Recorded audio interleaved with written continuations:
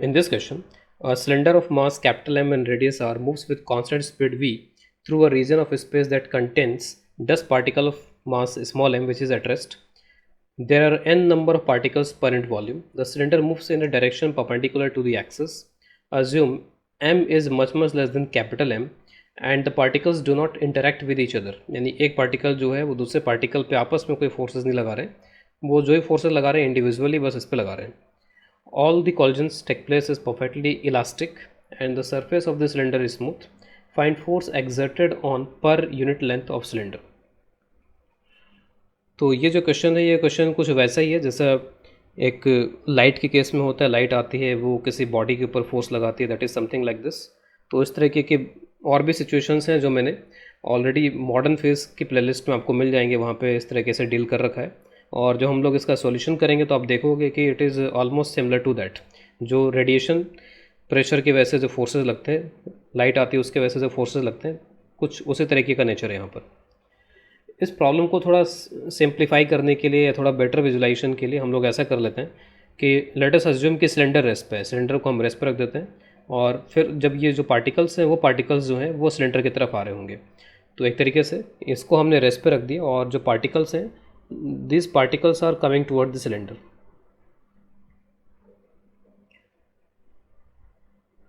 तो पार्टिकल्स कुछ इस तरीके से इसके पास में आ रहे हैं और सभी पार्टिकल्स v स्पीड के साथ में इसके पास में आ रहे होंगे. और सपोज़ ये रेस्ट पर है, मैंने इसको रेस्ट पे ज्यूम कर लिया कि ये रेस्ट पे है और जो पार्टिकल्स हैं वो इसके तरफ यहाँ पर लगातार आते जा रहे हैं. तो पार्टिकल्स आएंगे, कुछ मोमेंटम ट्रांसफ़र करेंगे, फोर्स इसके ऊपर एग्जर्ट करेंगे और उसके बाद में फिर क्योंकि इलास्टिक कोलिजन हो रहा है तो फिर इससे अलग हो जाएंगे. तो हमें पहले ये देख लेना चाहिए कि जो पार्टिकल्स आ रहे हैं इस पर वो किस रेट से आ रहे हैं. तब हम पता लगा पाएंगे कि वो किस रेट से मोमेंटम ट्रांसफ़र कर रहे हैं, किस रेट से कोलिजन यहाँ पे हो रहा है इसके साथ में. तो पार्टिकल्स जो हैं वो किस रेट से इसके ऊपर आ रहे हैं उसके लिए मैं पहले यहाँ पर कुछ कैलकुलेशंस कर लेता हूँ. सपोज़ पार्टिकल्स जो हैं इस मीडियम में ट्रैवल कर रहे हैं और मैंने कोई भी एक एरिया यहाँ पे ले लिया. This area is perpendicular to the velocity. तो ये जो एरिया यहाँ पे जो सरफेस है वो सरफेस सपोज पार्टिकल्स की वेलोसिटी के परपेंडिकुलर है. Particles are moving like this और उसके सामने जस्ट मैंने यहाँ पे एक एरिया रख दिया है. मेरी कोशिश यहाँ पर यह है कि इस एरिया से किस रेट से नंबर ऑफ पार्टिकल्स यहाँ से निकल रहे हैं. जैसे आप जब करंट कैलकुलेट करते हो, जो आप I is equal to n e A v d, अगर आपने करंट इलेक्ट्रिसिटी में इस रिलेशन को पढ़ा होगा, I is equal to n e v d, वहाँ पर भी आप कुछ ऐसे करते हो कि कोई भी क्रॉस सेक्शन है वहाँ से पर यूनिट टाइम कितने इलेक्ट्रॉन्स गुजर रहे हैं, कितना चार्ज वहाँ से गुजर रहा है, उससे आप करंट कैलकुलेट करते हो. कुछ वैसे मैं यहाँ पे कर रहा हूँ कि जो यहाँ से पार्टिकल्स हैं इस एरिया को किस रेट से क्रॉस कर रहे हैं. सपोज इस एरिया को मैं ए बोल देता हूँ, तो इस एरिया को वो किस रेट से क्रॉस कर रहे हैं उसके लिए मैं ऐसा करता हूँ कि इसी तरीके का एक और फेस क्रिएट कर देता हूँ, एक क्यूबॉइड टाइप का स्ट्रक्चर बना लेता हूँ.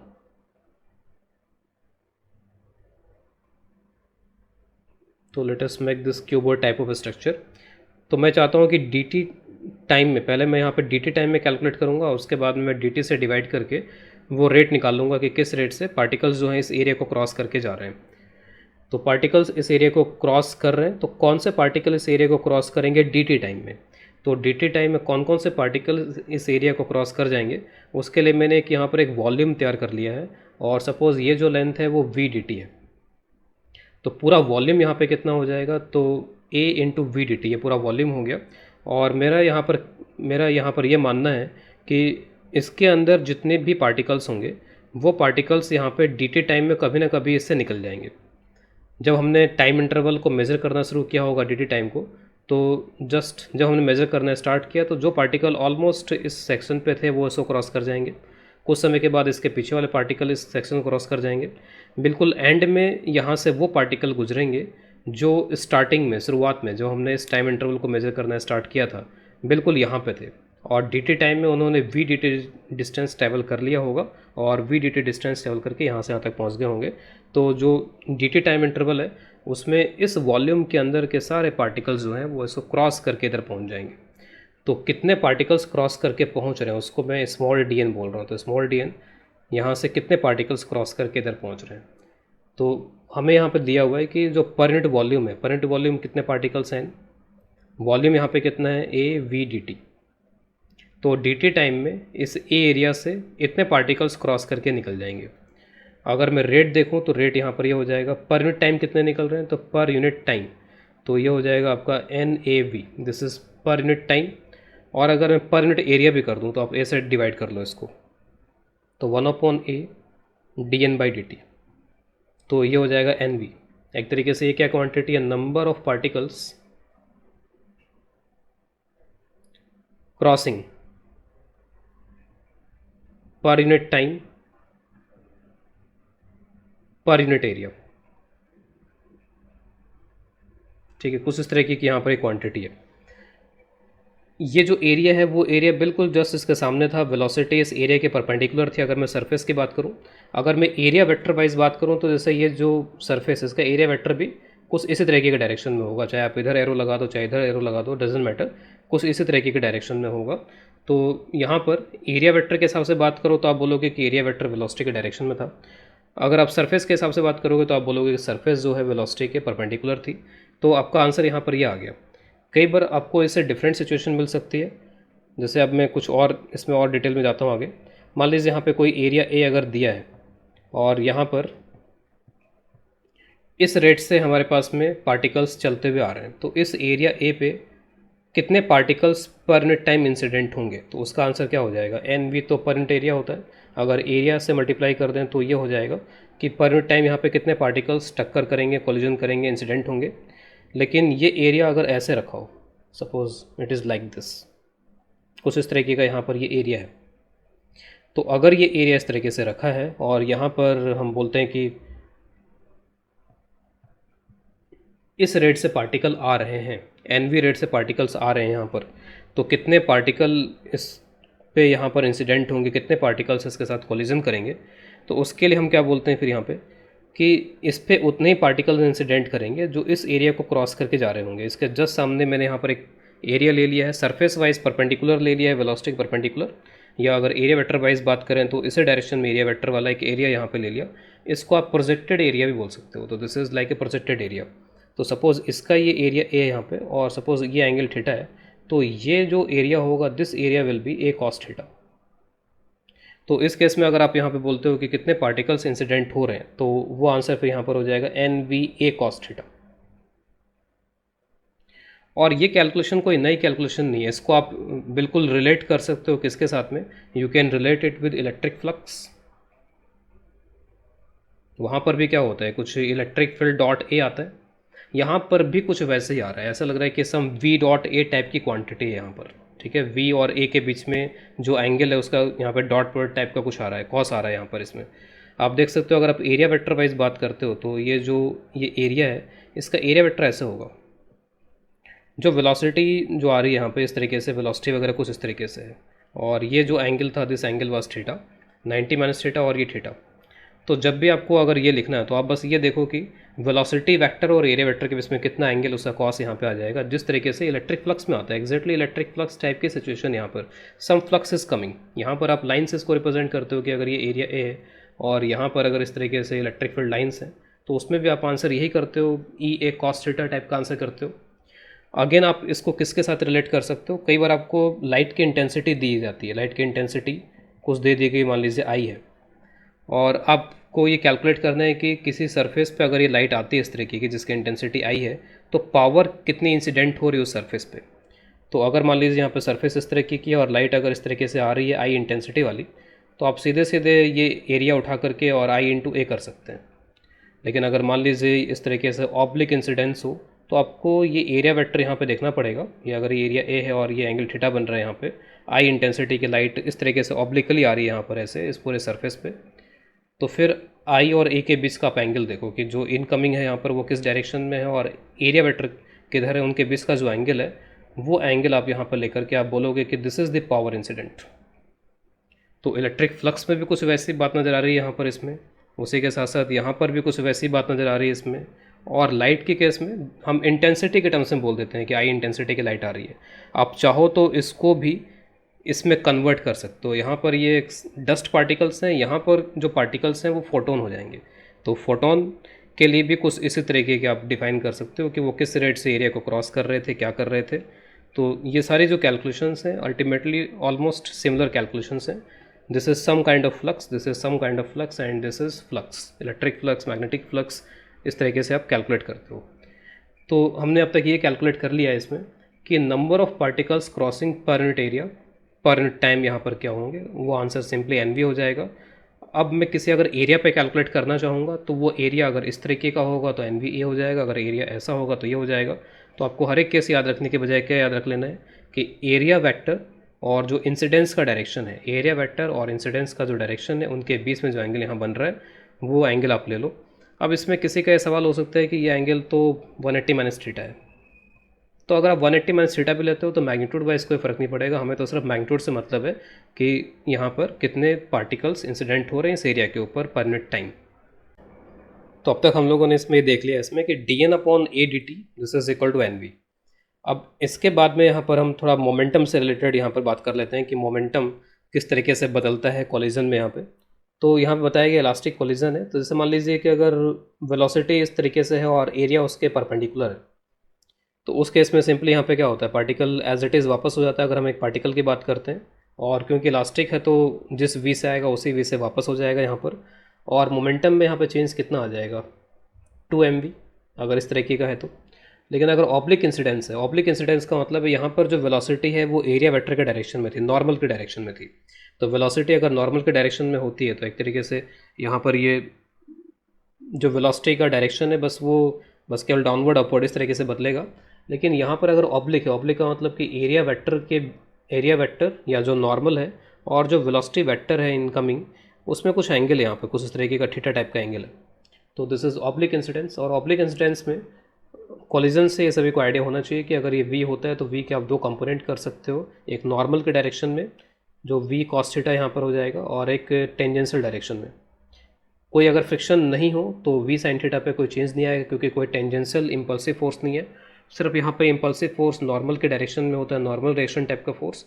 और क्योंकि इलास्टिक कॉलिजन है तो वही स्पीड्स रहती हैं, लेकिन इस वी कॉस थीटा का डायरेक्शन चेंज हो जाता है, v sine theta as it is रहता है। तो जो मोमेंटम में चेंज आता है वो मोमेंटम में चेंज नॉर्मल वाले डायरेक्शन में आता है। इट इज़ वेरी इंपॉर्टेंट, यही हम अप्लाई करेंगे अभी इस सिलेंडर के क्वेश्चन में या स्फीयर के क्वेश्चन में जिसमें भी ऑब्लिक इंसिडेंस होता है।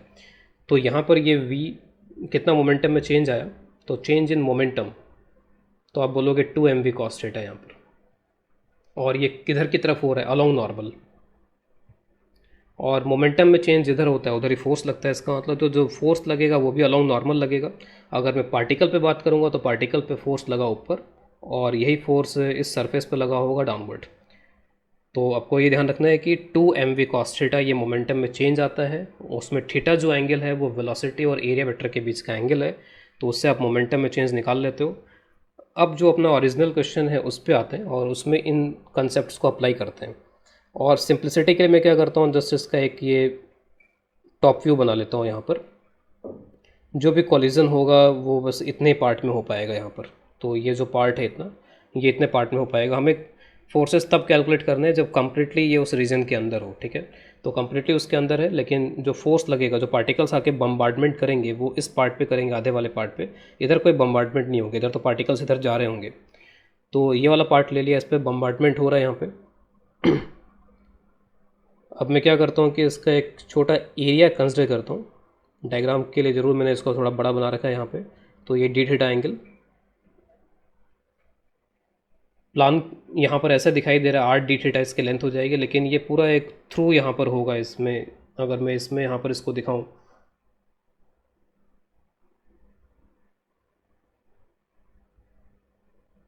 तो it will be something like this. तो ये जो एरिया है वो एरिया पूरा यहाँ पर पूरे सरफेस पे इस तरीके से होगा, इसके कर्व सरफेस पे। और ये एरिया यहाँ पे कितना हो जाएगा, तो ये लेंथ है 8 डी थीटा, और ये लेंथ मैं अज्यूम कर रहा हूँ एल के बराबर। तो टोटल ये जो एरिया है वो 8 डी थीटा इंटू एल के बराबर हो जाएगा। पार्टिकल्स बम्बार्ड हो रहे हैं यहाँ पर, इस पर कोलिजन कर रहे हैं इसके साथ में। तो अब जो कैलकुलेशन है वो बहुत ही सिंपल है, हमें सिर्फ rate of change in momentum देखना है इस छोटे से पार्ट पे, उससे इस छोटे पार्ट पे फोर्स कैलकुलेट हो जाएगा। तो अगर मैं सिर्फ एक पार्टिकल की बात करता हूँ अभी सिर्फ, ठीक है, तो सिर्फ एक पार्टिकल के वजह से, तो change in momentum due to one particle. और इसमें एक बात और है यहाँ पे, क्योंकि इसका जो मास है, इसका मास बहुत ज़्यादा है, तो हम ये यहाँ पर अज्यूम करेंगे कि कॉलिजन की वजह से इस पर कोई इफेक्ट होता नहीं है, या एज इट इज़ वहीं के वहीं रहता है, बस पार्टिकल्स ही कॉलिजन कर रहे हैं और इधर के उधर हो रहे हैं। तो इसका मास मैसिव दिया गया, बहुत ज़्यादा दिया गया as compared to this particles. तो फिर हम यहाँ पर ये बोलेंगे कि ये एज इट इज़ रहेगा, ये कहीं नहीं जाएगा। तो this is my assumption to solve this question कि this cylinder remains at rest. तो अब ये लिखते हैं इसमें, change in momentum due to one particle. एक पार्टिकल की वजह से मोमेंटम में कितना चेंज आ रहा है यहाँ पर, ये एक पार्टिकल के मोमेंटम में कितना चेंज आया। तो जो पार्टिकल यहाँ पर आएगा, सपोज इस तरीके से एक पार्टिकल यहाँ पर इंसिडेंट होता है, और ये आप नॉर्मल ड्रॉ कर लो, बिल्कुल एग्जैक्टली इसी चीज़ को हमें रिपीट करना है, जो यहाँ पर होता है वही वैसा यहाँ पर। तो नॉर्मल के अलोंग जो वेलोसिटी का कंपोनेंट होता है बस वही चेंज होता है। और ये सपोज कुछ इस तरीके से चला गया, तो उन कंपोनेंट्स को करके हम दिखा सकते हैं कि वेलोसिटी का जो एक कंपोनेंट है वो एक टेंजेंशियल डायरेक्शन में होगा और एक नॉर्मल डायरेक्शन में होगा। यहाँ पर भी ऐसा ही, एक नॉर्मल डायरेक्शन में होगा, एक टेंजेंशियल डायरेक्शन में होगा। टेंजेंशियल चेंज होगा नहीं, सिर्फ नॉर्मल चेंज होगा। तो आप डायरेक्टली बस ये एंगल देख लो कि इसके साथ क्या एंगल बन रहा था। तो this angle is again theta. तो यहाँ पर मोमेंटम में कितना चेंज हो गया, तो 2 का फैक्टर आता है, और mv मोमेंटम था और कॉस थीटा हो जाएगा। ठीक है, जिस तरीके से यहाँ पर लिखा गया एग्जैक्टली वही चीज़ यहाँ पर लिखी गई, 2mv कॉस थीटा। ये जस्ट एक पार्टिकल की वजह से है। अब हम यहाँ पर इसमें इंटरेस्टेड हैं कि यहाँ पर कितने पार्टिकल्स आ रहे हैं पर यूनिट टाइम। तो ये जो पूरा एरिया यहाँ पर दिख रहा है इसमें, इस एरिया पे पर यूनिट टाइम कितने पार्टिकल्स आ रहे हैं पूरे एरिया पे। तो ये जो एरिया है, इस एरिया को अगर आप यहाँ पे ध्यान से देखो, इसमें अगेन मैं एक थोड़ा बड़ा डायग्राम इसका एक बना देता हूँ यहाँ पे।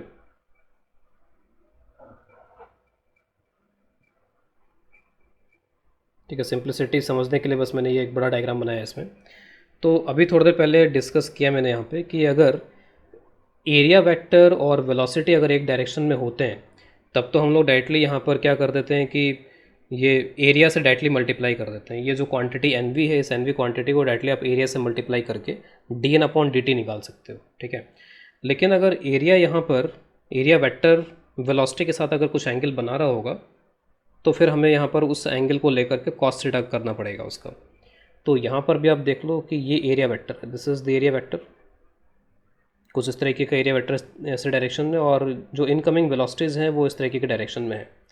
ये जो एंगल वगैरह है यहाँ पे, ये एंगल थीटा यहाँ दिखा रखा है, उसी तरीके का थीटा यहाँ पर। तो हमें यहाँ पर अब ये कैलकुलेट करने के लिए कुछ ऐसे जाना पड़ेगा इसमें। तो नंबर ऑफ पार्टिकल्स इंसिडेंट पर यूनिट टाइम। तो एन वी तो पर यूनिट एरिया था, पर यूनिट एरिया पर यूनिट टाइम था एन वी। अब उसको आप एरिया से मल्टीप्लाई करो, तो ये जो एरिया है यहाँ पर, ये एरिया यहाँ पर कितना हो जाएगा, आर डी थीटा लेंथ, ये वाली लेंथ, और जो ये पूरी लेंथ है इसकी हाइट है वो है एल के बराबर, तो R D theta into L. लेकिन जैसे अभी मैंने बताया यहाँ पे कि इनके बीच में ये एंगल है, तो उसके वजह से कॉस थीटा का टर्म यहाँ पर आ जाएगा। तो this is cos theta term. अगर मैं इन दोनों को मल्टीप्लाई कर दूँ, तो ये तो है एक पार्टिकल के वजह से, ये है उन सभी पार्टिकल्स की वजह से, लेकिन कितने टाइम में, यूनिट टाइम में। तो एक तरीके से जब मैं इनको मल्टीप्लाई करूँगा तो मुझे change in momentum unit time में मिल जाएगा, इस पूरे जो एरिया मैंने लिया है, जो एलिमेंट मैंने लिया है वहाँ पर। तो चेंज इन मोमेंटम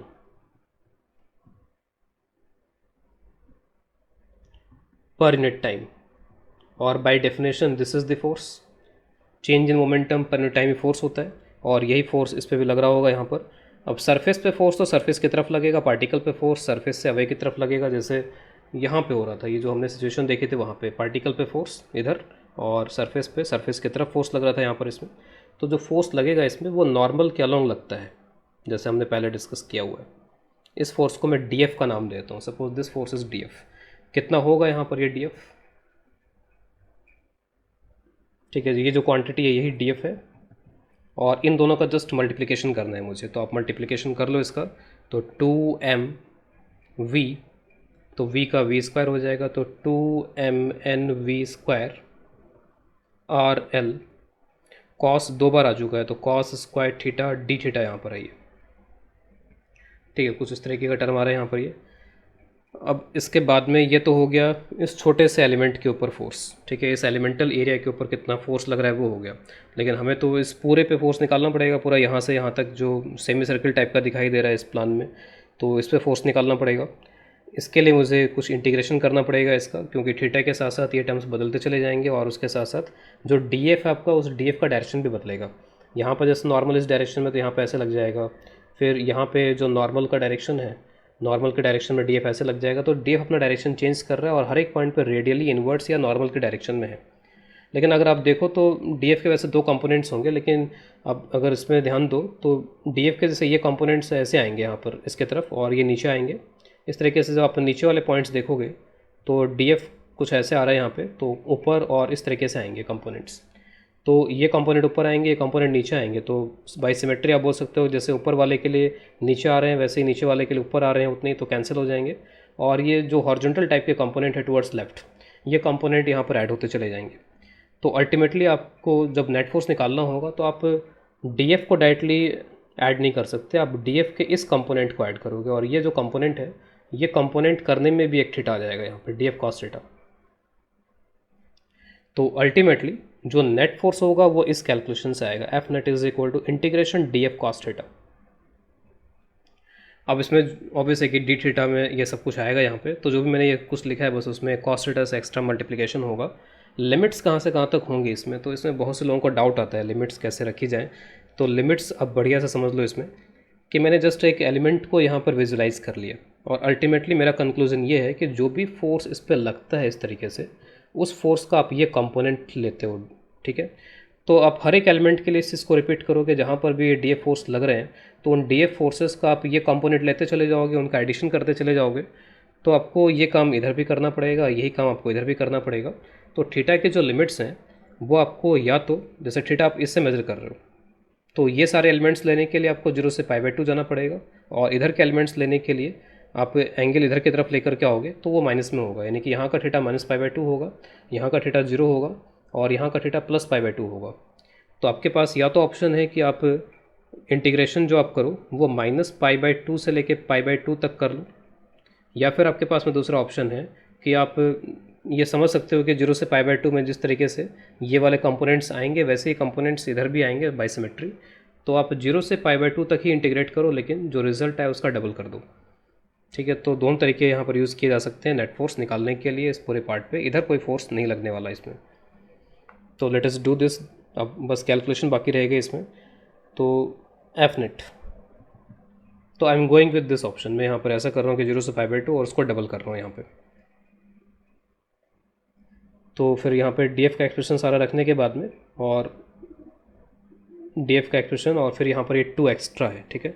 तो ये 2 एक्स्ट्रा इस 2 के साथ मिल जाएगा तो इट विल बी 4। तो 4mn v² RL, it will be cos cube theta D theta, it is 0 to π/2। cos cube theta को इंटीग्रेट करने का एक तरीका है कि cos 3 थीटा का फॉर्मूला यूज़ किया जाए, या फिर अब मैं इसको नहीं लिख रहा हूँ बार बार, जस्ट मैं इसी पे कॉन्सेंट्रेट कर रहा हूँ। तो cos 3 थीटा को आप इस तरीके से लिख सकते हो 1 माइनस साइन स्क्वायर थीटा, ये तो हो गया cos square theta into cos theta D theta. Sine theta को अगर आपने t ले लिया तो साइन थीटा अगर t है तो साइन थीटा इज t, तो cos थीटा डी थीटा हो जाएगा dt। और जो लिमिट है वो भी कैसे चेंज हो जाएंगी, थीटा अगर 0 है तो साइन 0 हो जाएगा, थीटा π/2 है तो साइन 1 हो जाएगा। तो limit will be 0 to 1 minus T square D T.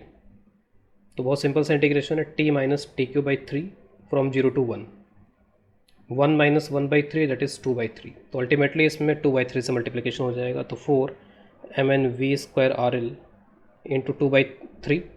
Ultimately हमसे जो फोर्स पूछा गया per unit length of the cylinder पूछा गया, तो आप एल को इसके नीचे ले आओ यहाँ पे। तो F net divide by L, unit length पे कितना फोर्स लगेगा, तो it is 8/3 mn v² R। तो दिस इज़ द फोर्स। इसको कैलकुलेट करने के लिए आप ऐसे भी जा सकते थे यहाँ पे कि cos क्यूब थीटा, तो cos 3 थीटा का फॉर्मूला होता है cos 3 theta is 4 cos cube theta minus of this 3 cos theta, ये फॉर्मूला रहता है। और आप ऐसा कर लो कि इसको हटा दो यहाँ से cos क्यूब थीटा को, और 4 को भी फिर इसके साथ ही रख लो। तो 4 cos क्यूब थीटा इस पूरे की जगह पे आप ये रख सकते हो, तो cos 3 theta plus 3 cos theta फिर वहाँ पर हो जाता, और फिर आप इसको इंटीग्रेट करते cos 3 थीटा का इंटीग्रेशन, तो sin 3 थीटा/3, ये cos थीटा का इंटीग्रेशन sin थीटा हो जाता। लिमिट 0 से π/2 आपको रखनी होती, तो यहाँ पे sin 3 π/2 हो जाता, sin 3 π/2 -1 हो जाएगा, और यहाँ पे रखोगे तो +1 हो जाएगा, 0 रखने पे हर जगह 0 हो जाएगा, तो 3 - 1/3 हो जाता, यहाँ से 3 और यहाँ से -1/3। तो फाइनली जो फैक्टर है वो 8/3 का आया था। तो कैसे भी कर लेंगे आंसर वही मिलेगा यहाँ पे। तो this is the final answer.